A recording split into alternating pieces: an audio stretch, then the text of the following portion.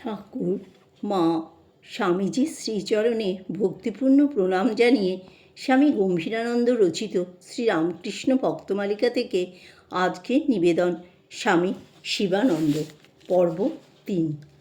দেবমানবের প্রথম সন্দর্শনেই তারকনাথের মন প্রাণ তাহার চরণে অর্পিত হইল।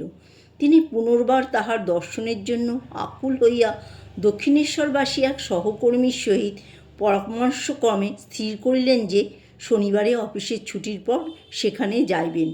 চলতি নৌকায় দক্ষিণেশ্বরে উপস্থিত হইয়া প্রথমে বন্ধুর বাটিতে উঠিলেন এবং সন্ধ্যার সময় কালীবাড়িতে গেলেন। আলোকের বিদায়ের সঙ্গে সঙ্গে আধারের তরল ছায়া তখন উদ্যানে সর্বত্র ছড়াইয়া পড়িতেছে। কোনো এক অজানা যেন ধীর পদক্ষেপে অগ্রগামী। ঠাকুর তখন পশ্চিম দিকের গোল বারান্দায় গঙ্গার দিকে মুখ করিয়া যেন কাহারও আগমন প্রতীক্ষায় আছেন। তারক আবিষ্টের ন্যায় তাহাকে প্রণাম করিলে তিনি সস্নেহে জিজ্ঞাসা করিলেন, তুমি আগে কোথাও আমায় দেখেছিলে কি? তারক রামবাবুর বাড়ির দর্শনের কথা বলিলে তিনি রামবাবুর কুশল জিজ্ঞাসান্তে তারককে সঙ্গে লইয়া গৃহে প্রবেশ করিলেন এবং ছোট খাটটিতে বসিলেন। ঠাকুরকে দেখিয়াই তারকের মনে হইয়াছিল যেন মা। তিনি পুরুষ কি স্ত্রী এরূপ চিন্তা মনে আসিল না। গৃহে প্রবেশ করিয়া সাক্ষাৎ জননী জ্ঞানে ঠাকুরের ক্রোড়ে মস্তক রাখিয়া পুনর্বার প্রণাম করিলেন এবং ঠাকুরও তাহার মাথায় হাত বুলাইয়া দিতে লাগিলেন যেন কত আপনার জন। ঠাকুরের চক্ষে করুণা ঝরিয়া পড়িতেছে। ততক্ষণে মন্দিরে মন্দিরে আরতির মধুর কাসর ঘণ্টা বাজিয়া উঠিয়াছে। ভাবাবিষ্ট ঠাকুর চলতে চলিতে মন্দিরের দিকে চলিলেন। তারকও যন্ত্রচালিতবৎ অনুসরণ করিলেন। ঠাকুর জিজ্ঞাসা করিলেন, তুমি সাকার মানো না নিরাকার? তারকনাথ বলিলেন, নিরাকারই আমার ভালো লাগে।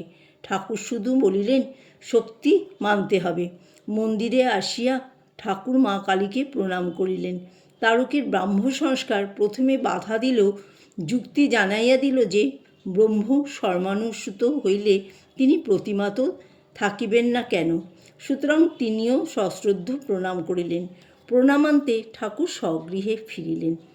অনন্তর বিদায় গ্রহণকালে তারক সেই রাত্রি ওই স্থানেই যাপন করিতে আদিষ্ট হইয়া বলিলেন যে পূর্ব হইতেই বন্ধুগৃহে থাকার ব্যবস্থা হইয়া গিয়াছে।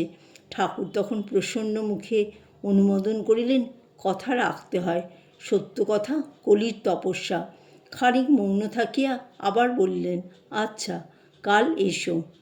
শ্রীরামকৃষ্ণচরণে অর্পিত প্রাণ তারকনাথ ভদ্রতার খাতিরে বন্ধুগৃহে পরদিবস অপরাহ্ন পর্যন্ত কাটাইয়া সন্ধ্যার প্রাক্কালে শ্রীরামকৃষ্ণ সন্নিধানে সমস্থিত হইলে তিনি তাহাকে সস্নেহে গ্রহণ করিলেন এবং রাত্রিতে সযত্নের প্রসাদী লুচি খাওয়াইয়া দক্ষিণের বারান্দায় শয়নের স্থান নির্দেশ করিয়া দিলেন।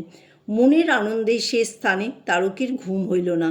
মধ্যরাত্রে দেখেন উলঙ্গ ঠাকুর ভাবের ঘরে পায়চারি করিতেছে আর আপন মনে কি যেন বলিতেছেন।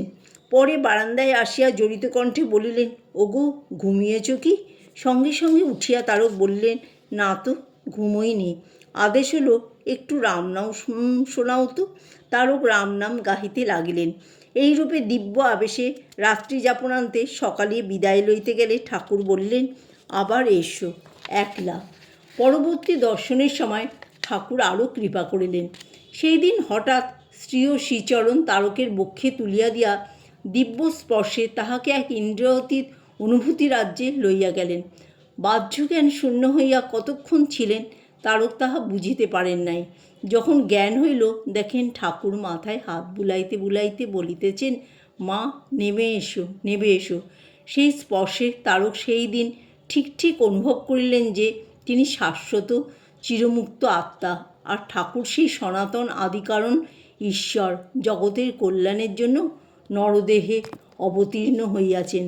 অনুভূতিতে ঠাকুরকে ওইরূপে জানিলেও দৈনন্দিন ব্যবহারে উভয়ের সম্বন্ধ ছিল মাতা ও সন্তানে। কথামৃতেও ইহার আভাস পাওয়া যায়। একদিন কথামৃতকার উপস্থিত হইয়া দেখিলেন ঠাকুর তারকের চিবুক ধরিয়া আদর করিতেছেন। তাহাকে দেখিয়া বড়ই আনন্দিত হইয়াছেন। বস্তুত উভয়ের সহজ মিলনের মধ্যে ঐশ্বর্যের স্থান ছিল না। তারক বলিয়াছিলেন, ঠাকুর যে ঈশ্বর সে কথা এখন যত দিন যাচ্ছে ততই বুঝতে পারছি। আগে ঠাকুরের ভালোবাসার বন্ধনেই তার কাছে ছিলাম, তিনিও ওরূপ ভালোবাসতেন। কেউ অবতার, ভগবান ইত্যাদি বললে বিরক্ত হতেন, ওতে আপন বুদ্ধি যেন একটু কমে যায়। তারক যতই স্বাধীন স্বাবলম্বী হোক না কেন এবং শৈশব হইতে যতই দুঃখের সহিত সুপরিচিত থাকুক না কেন, তাহার অন্তরটি ছিল বড়ই কোমল। কখনো বা তাহার মনে হইত ঠাকুরের নিকট খুব কাঁদেন। বকুলতলায় একদিন তাহাকে কাঁদিতে দেখিয়া ঠাকুর বলিয়াছিলেন, দেখো, ভগবানের কাছে কাঁদলে তার ভারী দয়া হয়, জন্ম জন্মান্তরের মনের গ্লানি অনুরাগ অশ্রুতে ধুয়ে যায়। আর একদিন পঞ্চবটিতে ধ্যানকালে ঠাকুরকে ঝাউতলার দিক হইতে আসিতে দেখিয়া তাহার হুহু খুঁড়িয়া কান্না পাইল, বুকের ভিতর গুড়গুড় করিয়া উঠিল এবং শরীর এমনই কাঁপিতে লাগিল যে আর থামে না। বস্তুত কুণ্ডলিনী জাগরণ যেন ঠাকুরের মুঠোর মধ্যে ছিল। তিনি না ছুঁইয়া দূরে দাঁড়াইয়া কৃপা কটাক্ষে তাহা করিতে পারিতেন। জয় ঠাকুর, জয় মা, জয় স্বামীজি।